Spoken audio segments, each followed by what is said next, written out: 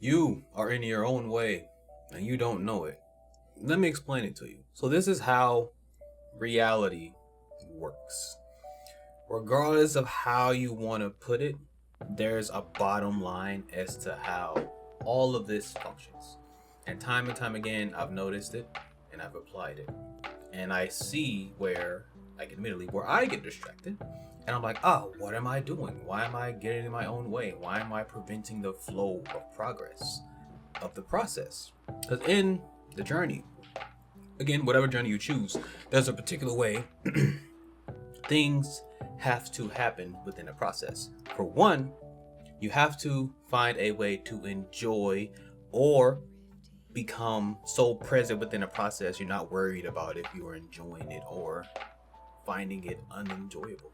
Because the thing is, on one side of things, you have the universe or God, whatever higher being that is benevolent, that is all knowing, loving, just all the high vibrations.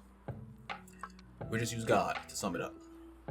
God in the background, moving mountains, doing all kinds of things so that you are good. You would make that request, it's going to happen regardless of whatever.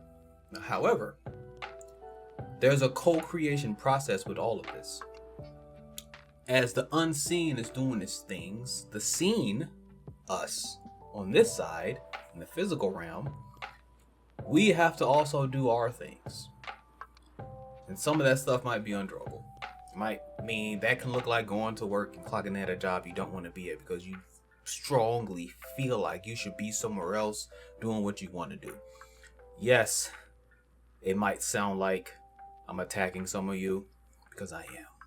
If you feel attacked by me saying these words, you're welcome because you need to hear this more than anyone. Because, again, trust me, I've experienced this multiple times where I've realized myself that, oh, I need to be doing these things so that these other things can happen. And knowing that how it works. Like, for example, I think I mentioned this. Yes, I have mentioned this before. So I'm going to tell you this story about how I intentionally manifested pizza. It was a small manifestation. I know I told this story before. But quite literally, what I was doing was I put that intention out there that I wanted pizza. Now, I put that intention out there, and God, the universe, was like, oh, bro said he want pizza, let's get him some pizza. So everybody who on the other side is in favor of me was moving things around so I can get that pizza, you know? But what I was doing while the pizza was being delivered, I was just focusing on work. And to give you a bit of background, I was working at a nonprofit organization. We had a teenager program that we employed high school students, taught them how to screen print on shirts. I also employed them to do the screen printing on the shirts. And we also did college trips. We had a curriculum to teach them and all that stuff.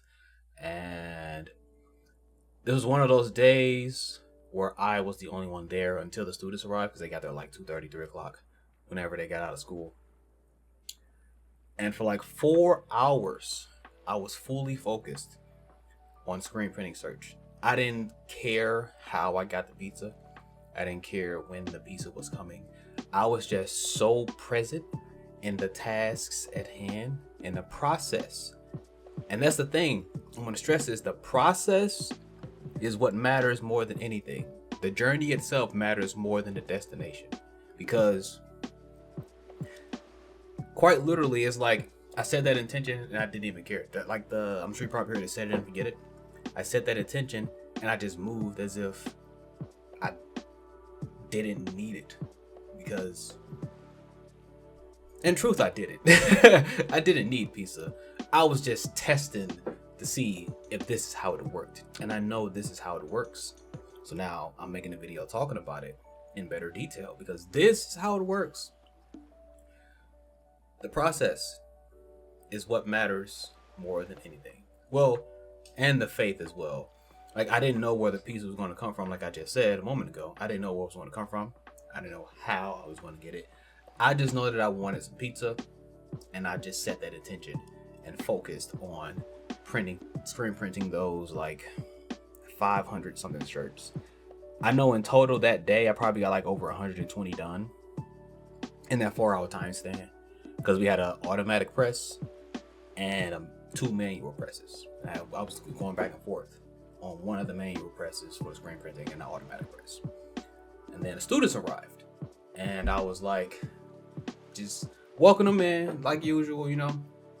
And I heard one of the students talking to another, woo wop woo, and I also got some pizza on my way here. And I just thought to ask, like, hey, can I have the pizza? And they were like, yeah. So I grabbed the pizza, I bite into it. I'm like, wait, I just asked for this about 4 hours ago. That is how creating what you want works. You set that intention for that thing and you just focus on the now. It doesn't matter what the now is. That now could be you doing a job you don't want. That now could be you doing something you do want to do. That now could be anything under the sun or the moon. Anything, as long as you are fully present in that, while also knowing that you have what you want, or you just are so engulfed in just a high vibration. You're not worried about where it's coming from. You're not like checking to see when it's gonna arrive. You're not doing anything at all.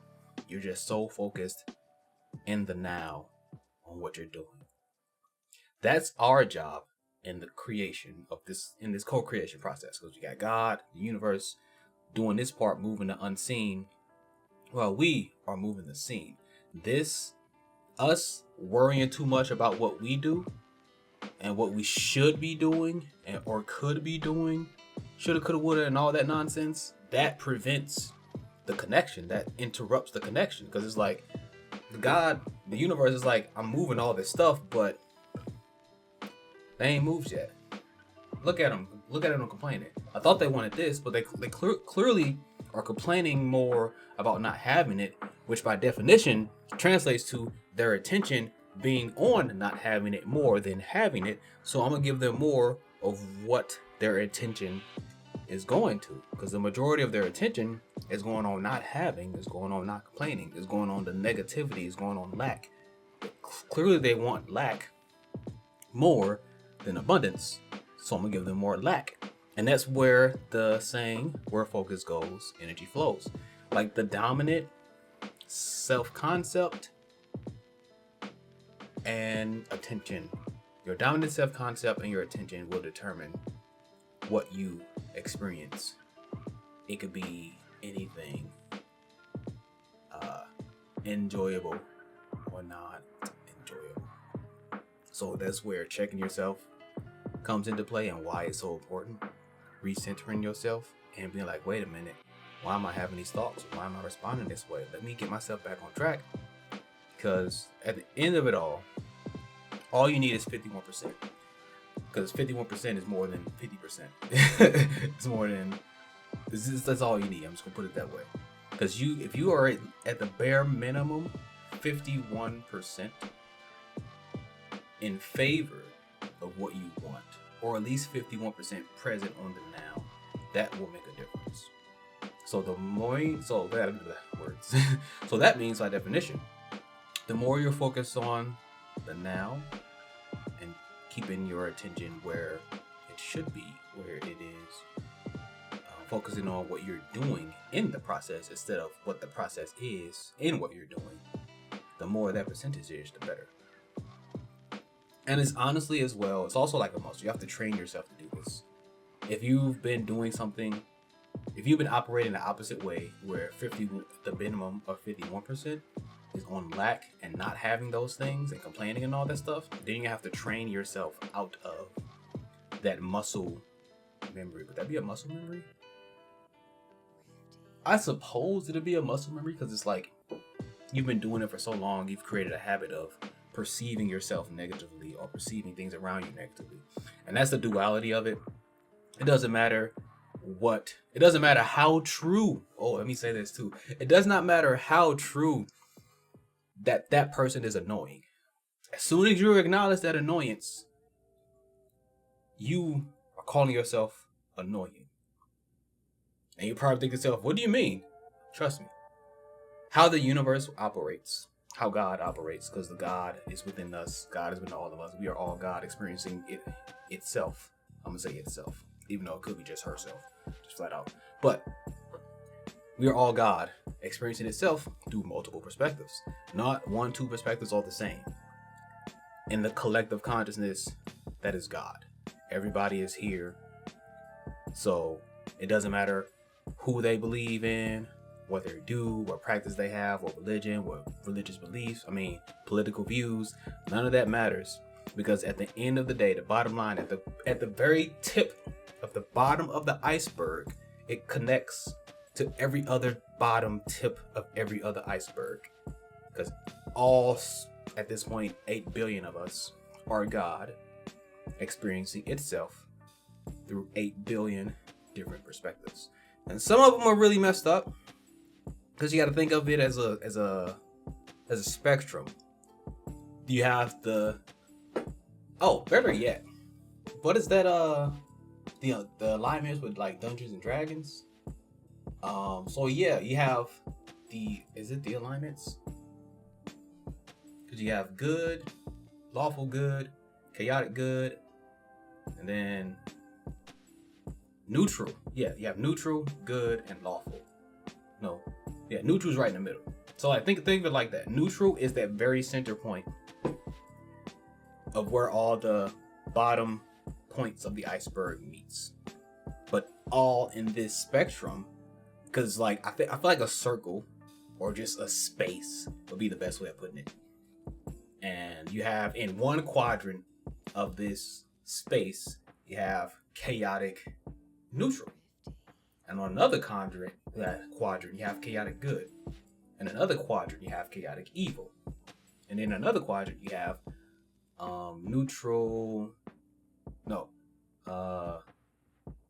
lawful good. Another quadrant, good neutral. Another quadrant, chaotic good, which you will find me. I'm most definitely chaotic good. Like you know what? It depends on my mood. From what I'm noticing, I could be just somewhere on the good side, where it'd be neutral, lawful, or chaotic. Certain circumstances, I'll be lawful good. Other circumstances, I'm chaotic good. Other circumstances, I'm just neutral good. It's like, hey man, it is what it is. It's cool. I'm not worried about it. I'm not worried about it at all. Then you got evil. You have neutral evil, lawful evil, and chaotic evil. As we all can probably agree, there's a lot of that going on right now, and the most of what that they're doing in that lawful, in the evil quadrant in general, is distracting people, causing mischief. Just, man, doing the most. We're just summing it up like that. They're doing the most right now, but as you pay attention to what's going on, looking with all your eyes, you will be able to see that, they know their time is up, so they're doing the most to try to bring as much people down with them. And then you have people like me doing, I guess, the most to help people come out of that. I feel like that's a good way of putting it. Now I lost my train of thought. What was I talking about? Because it's like a spectrum. And again, regardless of where you watching this right now fall on this spectrum, you're still God experiencing itself, because as we all know, God created everything. This whole spectrum was created by God, or the Most High, or the universe. It was created. So that means we all have the capacity to be more godlike, or in our Christ conscious, or more lowly with King Ego. And I got a couple names coming to mind for the adversary, but I know for a fact that that's a rabbit hole I have not gone down deeper, because there are a lot of names that could be for the opposite of God. I'm not even going to use any of them, because I don't know which one would fit. That's why I'm saying King Ego. There's a lot for King Ego, and it's a lot for King Soul.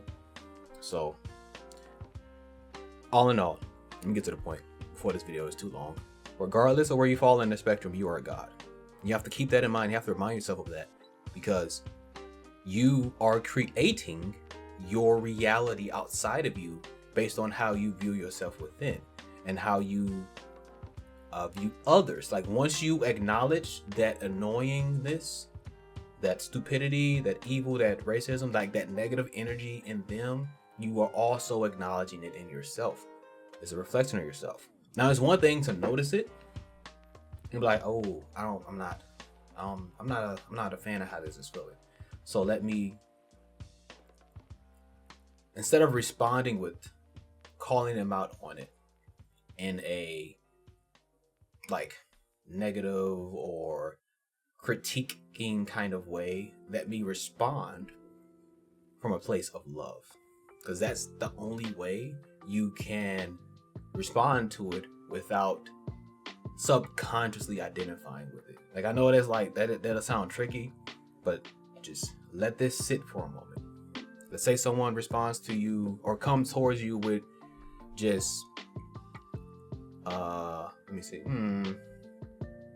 Yeah, let's just say somebody come to you with some disrespect, just flat out disrespect, and they just saying lines of disrespectful stuff toward you in the most condescending way, trying to like lay it on with the disrespect.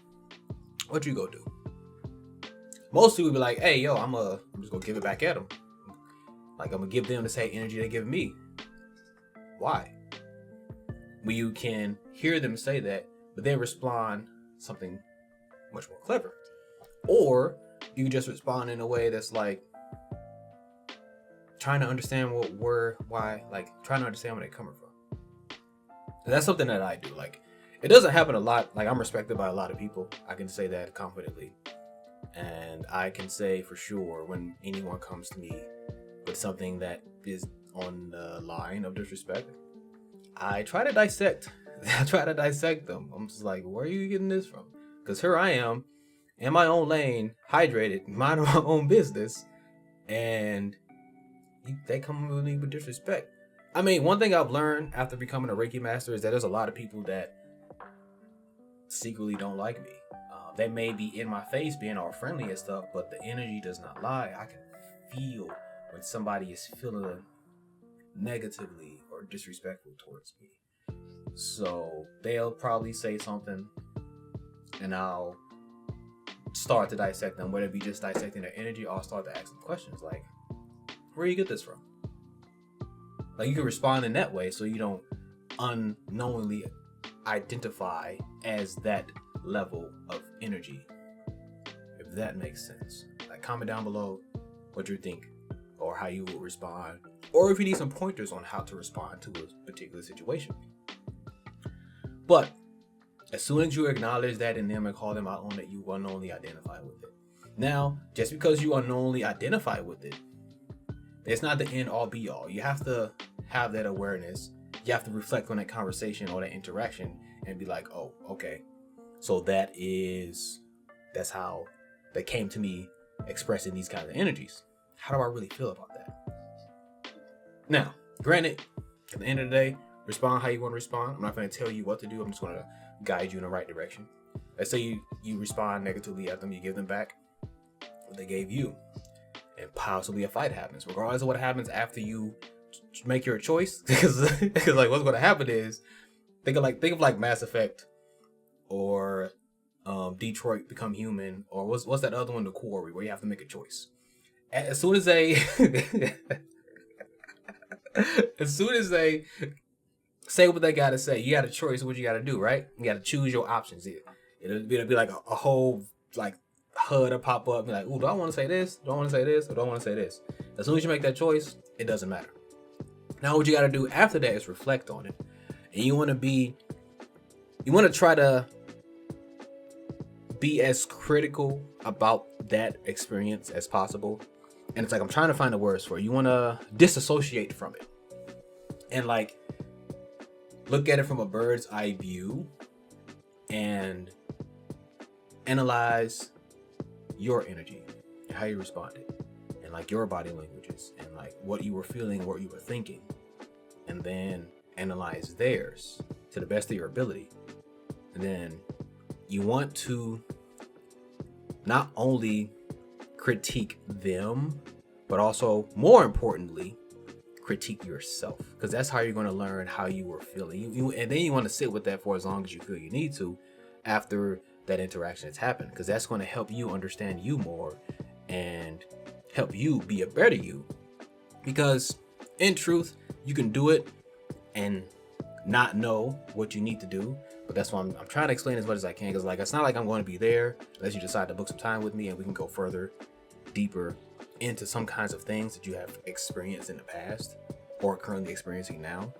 But the thing is, the more you ask yourself questions, the more the answers will come. It's something I want to stress. And I know it might seem like I'm going all the way off tangent, but I'm gonna bring it back full circle. So it's not the end all be all if you respond that way, because you can check yourself later and potentially apologize to them internally so you can feel that peace, and or apologize, well, and or / also apologize to them directly, or just revisit the conversation again to like get some kind of closure, close that chapter, or like whatever you got to do to like have the best next possible interaction that you could have. Because the thing is, you may not have an interaction with them again, which is why going within yourself and concluding what you need to conclude from it, whether it be years later or immediately after, as long as you do that, because you have to make sure you're like, this touches on inner spiritual hygiene, which I probably should make a separate video talking about that too. But this touches on spiritual hygiene because just after that interaction, now your energies were clashing back and forth, whether it was verbal, throwing hands, or whatever. Your energies were clashing back and forth. Now you have to dissect what those energies are and let them go, or hold on to them if you feel like, nah, what am I saying? No, let it go. Just let it go. Yeah, coming back full circle. As soon as you unknowingly identify with that, that's when you are now you have those energies with you. Now these energies will make you like lose connection with God or source, because again, God, source, universe, the Most High is over here on this side, moving things in the unseen. This is where like you don't see it happening, but mountains are being moved. That's why it's the metaphysical. There we go.